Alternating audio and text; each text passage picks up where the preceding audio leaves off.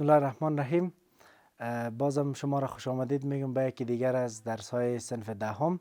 شاگردای عزیز، امیدوار هستم که با فامیلای محترمتان دارای صحت و سلامت کامل بوده باشین. بازم خوشحال هستم که با یک درس جدید خدمت شما هستم. این درس ما شما یونت سوم هست، یعنی فصل سوم و درس اول، که انشالله در این درس ما شما دو نکته را کار میکنیم. یکی یک بخش محاوره یا کانورسیشن است و بخش دوم از یک نکته گرامری است که انشالله خدا کنه باز از استفاده خوب کرده بتانین. شاگردای عزیز، شما کتابایتان را اگر ببینین، در کتابتان صفحه 28 کتاب که lesson 1 یک کانورسیشن یا محاوره است. در این کانورسیشن میگه practice the following conversation with your partner.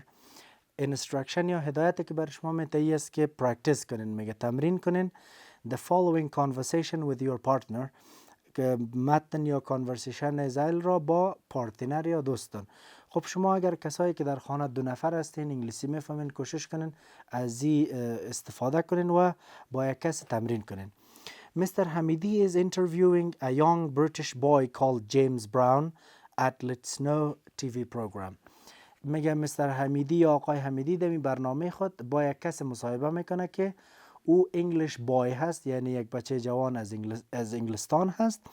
یا مصاحبه میکنن. خب در قسمت اول ازی اینا شروع میکنن. میگه جیمز how does a school in Britain compare with the school here. ایره سوال میکنه که شما مکتب انگلند را با افغانستان چه قسم میبینین. James میگه well Mr. Hamidi, we start earlier. Children begin school at the age of 5 in Britain. It's compulsory. Everyone must go between the age of 5 and 16. Of course, many pupils continue until they are 18. یک نکته که مهم است، میگه در انگلند مردم مکتب را بسیار وقت شروع میکنه، یعنی سن 5 سال. در سن 5 الی 16 سال دینی مدت اینا مکتب میخوانن و همچنان میگه که it's compulsory، به معنی از که اینمی مسئله که طفل از 5 سال به بعد مکتب بره چی از جبری هست. باز میگه حمیدی سوال میکنه do you go to the same school all the time. شما میگه در یک مکتب میرین. باز میگه no but I think we go fewer schools than Afghanistan. ما میگه به مکتب مختلف میریم. هدفش از fewer schools یا مکتب مختلف به این معنا که ما شما مثلا داریم دوره ابتداییه، باز بعدا متوسطه، باز لیسه، به این شکل. ولی در اونجا چه قسم است؟ اونا میگه که there are primary schools for children for the age of 5 to 11. از سن 5 تا 11 سال primary school یا ابتدایی است. بعد میگه then we go to secondary from 11 to 18. بعد از اون در مکتب سکندری یا دوره عالی میگن اونا را، که دوره دوم مکتب است از سن 11 تا 18 سال که باز ختم میشه. باز میگه and what is the school day like? Is it long? میگه روزایی که شما مکتب میرین، ما وقت مکتب میریم ممکن نصف روز یا 2 ساعت الا 4 ساعت در مکتب هستیم، ولی زیاد نه. ولی در اونجا چیست؟ میگه well it's completely different from Afghanistan school day. با یک روز مکتب در افغانستان بسیار متفاوت است، به خاطر که it seems longer، بسیار طولانی است. we start at 9 a.m. and we go until 12. از 9 شروع میکنیم تا 12. باز میگن then there is a lunch break. بعد از 12 یک وقفه نان هست. School starts again at around 1:30 p.m. and lasts until 4. از 1:30 باز شروع میشه بعد از ظهر تا 4 بعد از ظهر. In secondary school there are usually homework every evening. در secondary school یعنی در دوره عالی باز میگه کار خانگی هم بسیار زیاد است در شب. Okay, let's take a short break now. We will be back in minutes, viewers. خب اینجا یک وقفه برای برنامه میده. بعد از او که میگه welcome back interviewers, viewers. Let's ask James some more questions. سوالات بیشتر سوال میکنه about secondary school in Britain. باز میگه که James, can you choose the subject that you study in secondary school?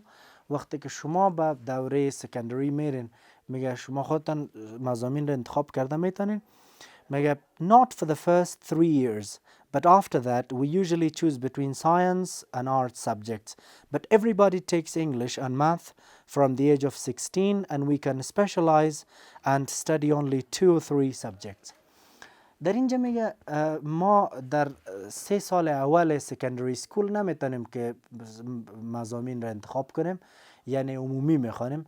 باز بعد از اون میگه ما میتونیم بین 2 مضمون ما گزینه ها داشته باشیم. مثلا ما میتونیم که بین مضامین ساینسی و مضامین اجتماعات چی بکنیم؟ انتخاب کنیم. باز میگم Afghan schools children have to study more subjects when they are older. What about exams? در افغانستان معمولا مضامین مکاتب خیلی زیاد است و اینا باید کلش بخوانن. Well, we take exams every year, but the important ones are at the age of 16 and 18. That is when we leave school. If we pass those exams, we can get a certificate. امتحان میگه خوب است، ولی امتحان سخت‌تر است به خاطر امتحانایی که ما در سن 16 و 18 میتیم. میگه سخت‌تر است به خاطر که ما مکتب را ختم میکنیم و اگر کامیاب نشیم با سرتیفیکیت نمیتونیم بگیریم. Okay James, thank you for your presence in our tonight's program. ای ازش تشکری میکنه بابت از اینکه در پروگرام یا برنامه اینجا آمده و میگه you are welcome, goodbye و از اینا میگه خواهش میکنم خداحافظ. خب چیزی که در اینجا هست، ما 2 نکته رو در ریدینگ خواندیم که میگه school is longer. چرا ما long نگفتیم که ما گفتیم longer؟ ما میگیم که school day is longer in the UK than in Afghanistan.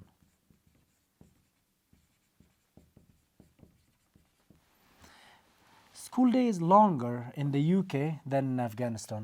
خب چرا اینجا ما میگیم longer؟ به خاطر از اینکه وقتی ما شما میخوایم کمپیر کنیم، 2 چیز را مقایسه کنیم، باز ما یا میتونیم ER استفاده کنیم یا از more و یا هم less استفاده کنیم. more زیاد را نشان میده، less کم را نشان میده. اگر 2 چیز را مقایسه میکنین، یکیش زیاد است یکیش کم، در اون صورت more less و یا هم ER استفاده میکنیم در آخر صفات. به طور مثال ما 2 موتر داریم، یک موتر بسیار قیمت است، یک موتر کم. ما میگیم که this car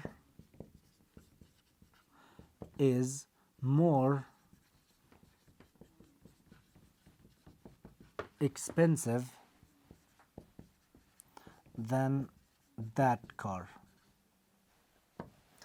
وقتی ما میگیم this car یعنی این موتر بسیار قیمت‌تر است، more expensive. اینجا more به خاطر از این میاد که ما expensive یک صفت داریم که از یک هجا زیاد است. هر زمانی که صفت ما از یک هجا زیاد بود، باز ما قبلش more استفاده میکنیم. more و after بعد از صفت باز میتونیم than استفاده کنیم که ایره نسبت به او چی بکنه. مثلا this book is more مثلا میگیم more expensive than your book. این کتاب نسبت به کتاب شما قیمت تر است. یک. اما اگر adjective یا صفات داشتیم که یک هجا بود، باز در اون صورت ما میتونیم از چی استفاده کنیم؟ از ER تنها استفاده کنیم. مثلا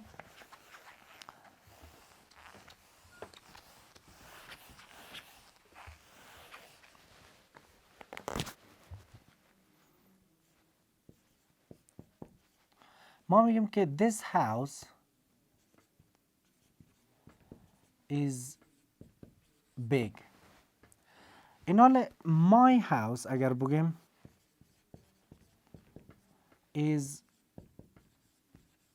bigger than your house. این حال سعی کنین my house یک خانه، your house خانه دیگه 2 خانه است. پس در این 2 خانه اگر ما مثلا داشته باشیم این یک خانه است و این هم دیگه خانه. خب در این 2 خانه فرقش ده است که این کوچکتر است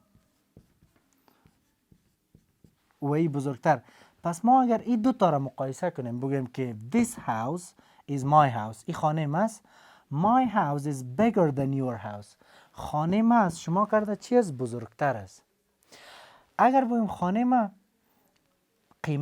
قیمتی است نسبت به خانه شما، باز میگیم که my house is more expensive than your house، خانه ما از شما کرده چی است؟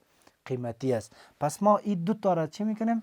مقایسه میکنیم. در زمانی که ما مقایسه کنیم از این استفاده میکنیم. حالا در صفحه 29 کتاب شما همین موضوع را میبینین. در اینجا میگه قسمت کمپاراتیو یا شکل مقایسوی از این دو شکل است. میگه study the following sentences and observe how comparative adjectives are used. In secondary school, Afghan students have to study more subjects than British students. که مقایسه کرد که در سکندری سکول شاگردا از افغانا کرده زیادتر میخوانند. British students have more time than Afghan students. افغان ها نسبت به بریتیش یا انگلیس ها نسبت به افغان ها زیاد وقت دارن. There are fewer schools than Britain. در افغانستان نسبت به او کمتر است. یا میگه که نسبت به انگلند، یا میگه the Britain school day seems longer than Afghan school day. روزهای مکتب در انگلند نسبت به افغانستان طولانی تر است. پس longer مثل bigger که ما شما مثال ده این شکل میشه. Students in Afghanistan have less time in class than Britain. در افغانستان less کمش میگه. افغان ها نسبت به انگلیس ها کم وقت دارن در مکتب. یکی. این حال میگه now look at these two schools, compare them, use the adjectives in the box. شما دو مکتب را ببینین و بعد از او مقایسه کنین. در کتاب شما دو تصویر مکتب را میبینین، بعد از او مقایسه کنین. مثلا در اینجا گفتم های یک هجاست، پس ما میتونیم higher بگیم. My school is higher than your school. مکتب من نسبت به مکتب شما بلندتر است، یعنی تعمیرش. یا بگیم wide، وسعتش زیاد است، ما میگیم wider than your school. یا مثلا big، my school is bigger than your school. شما از چی استفاده میکنین؟ از bigger. باقی از این میشه مربوط به کارخانگی شما. و این دو تصویر را دیده، ای سوالات را چی بکنین؟ جملات را استفاده بکنین. صرف به خاطر از اینکه فراموش نکنین این دو نکته که در اینجا هست، اگر شما adjectives داشتین one syllable که یک هجا بود، شما میتونین که ER اضافه کنین به این شکل. ER را اضافه کنین برین. اگر more than one syllable بود،